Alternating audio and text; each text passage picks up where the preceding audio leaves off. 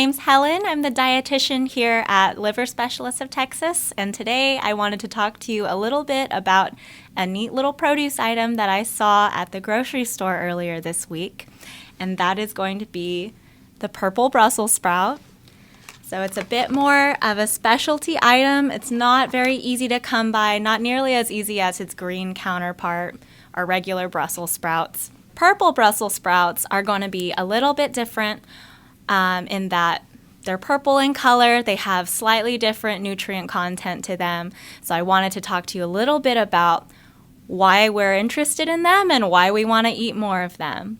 So our purple Brussels sprouts and our green Brussels sprouts belong to a class of vegetables known as cruciferous vegetables. And all of our cruciferous vegetables have a wide variety of health benefits to them because of the antioxidants and polyphenolic compounds that they all contain, including vitamins C and E, different carotenoids, and glucosinolates. And in addition, our purple Brussels sprouts are going to contain a nutrient known as anthocyanins. They're the ones that will give them their purple color. So other vegetables or fruits that have anthocyanins would be things like purple cabbage or blueberries or cherries. So things that give them a deeper color. Now, our purple Brussels sprouts are going to have a little bit of a sweeter, almost nuttier flavor than our green ones. They're a little less bitter. And their heads are a little more loosely packed than the green ones, which means that their cook time is going to be a bit shorter.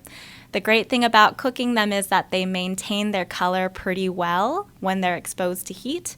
So you get that beautiful purple blended in with a lot of other greens and reds and yellows on your plate. It makes for a really, really stunning, colorful meal. And it can also be eaten cold, so in different salads and coleslaws or roasted. It's a very versatile vegetable. Its flavor profile pairs really nicely with things like lemon, sage, pecans, apples, or nutmeg, different types of onions, and vinegar. So you can do a lot with these little things.